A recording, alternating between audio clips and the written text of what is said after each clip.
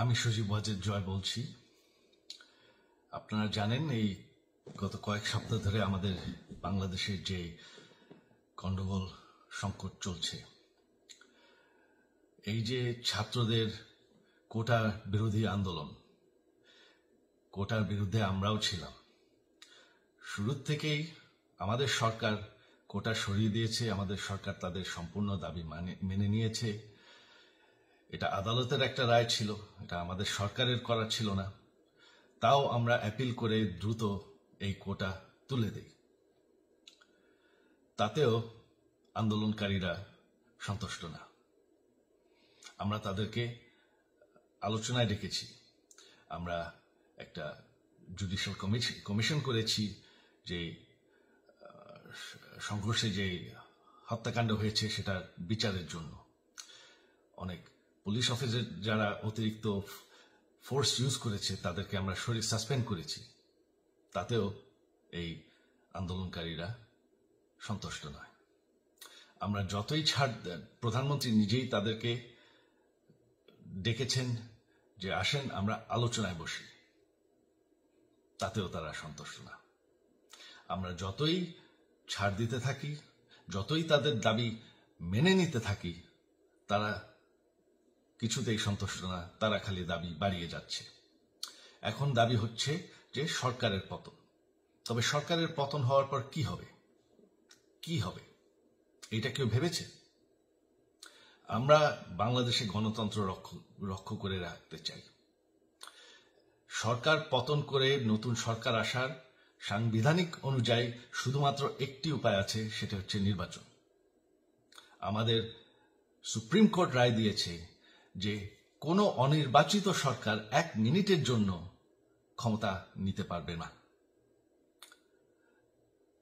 তো তাদের এই নির্বাচনের দাবিও যদি আমরা মেনে নেই, তো তারা তো এই পর্যন্ত কোনো দাবি, আমরা যত দাবিতেই রাজি হয়েছি তারা তাদের দাবি বেরিয়ে যাচ্ছে।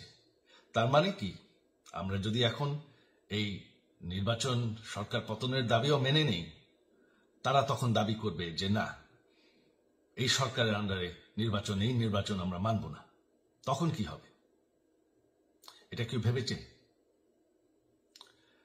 জানি আমাদের সেই সুশীল সমাজ আবার আলোচনা করছে সেই তত্ত্বাবধায়ক সরকারের অভিজ্ঞতা তো আমাদের আছে। আপনারা ভুলে গেছেন সেই তত্ত্বাবধায়ক সরকারকে নষ্ট করে দেওয়া হয়েছিল বিএনপির আমলে ইলেকশন রিগ করার জন্য।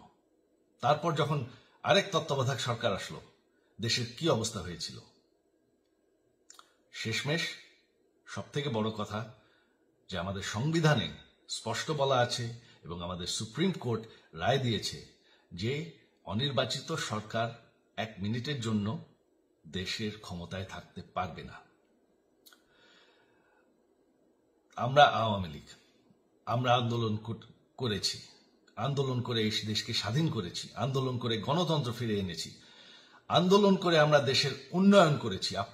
আপনারা যে বঙ্গবন্ধুর মেয়ে শেখ হাসিনার বিরুদ্ধে বলছেন, আজকে শেখ হাসিনা না থাকলে বাংলাদেশ এতদূর আসতে পারত? অসম্ভব। কেউ কল্পনা করতে পারে নাই যে বাংলাদেশ এরকম উন্নতি করবে, এরকম উন্নয়ন হবে। ঠিক আছে, শেখ হাসিনার পর আপনাদের কি হবে সেটা আমারও চিন্তার বিষয় না, আমার পরিবারের আর চিন্তার বিষয় না, আপনারা বুঝবেন। তবে এইভাবে সংঘর্ষ করে, হত্যাকাণ্ড করে ক্ষমতা দখল করা যাবে না। এটা আর আন্দোলন না। যখন পুলিশ হত্যা করা হচ্ছে, নিরীহ মানুষের উপর হত্যাকাণ্ড চলছে, মানুষের বাসায় আগুন দেওয়া হচ্ছে, জার্নালিস্টদেরকে হত্যা করা হচ্ছে, এটা হয়ে গেছে সন্ত্রাস।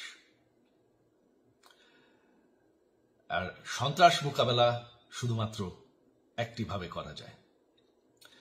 আমার অনুরোধ, আমাদের ল এনফোর্সমেন্ট, আমরা অনেক ধৈর্য দিয়েছি আর ধরেছি, তবে এখন আর এটা সহ্য করা যাবে না। ল এনফোর্সমেন্ট এজেন্সি, বিজিবি এবং কি আমাদের মিলিটারির প্রতি আমার আহ্বান যে আপনাদের দায়িত্ব হচ্ছে আমাদের দেশের মানুষকে নিরাপদ রাখা। এবং আমাদের দেশকে নিরাপদ রাখা, আমাদের দেশের সংবিধানকে নিরাপদ রাখা, সংবিধানকে রক্ষা করা। তার মানে এক মিনিটের জন্য কোনো অনির্বাচিত সরকার আমাদের ক্ষমতায় আসতে দিবেন না। এটা হচ্ছে আপনাদের দায়িত্ব, কারণ সেইটা হলে আমরা আবার পাকিস্তানের মতন হয়ে যাব। আমাদের এই যে 15 বছরের উন্নয়ন সব শেষ হয়ে যাবে। বাংলাদেশ এর থেকে আর কোনোদিন ফিরে আসবে না। আমিও সেটা চাই না, আপনারাও সেটা চান না। আমি সজীব ওয়াজের জয় যতদিন আমার পক্ষে সম্ভব আমি সেটা হতে দেব না। জয় বাংলা, জয় বঙ্গবন্ধু।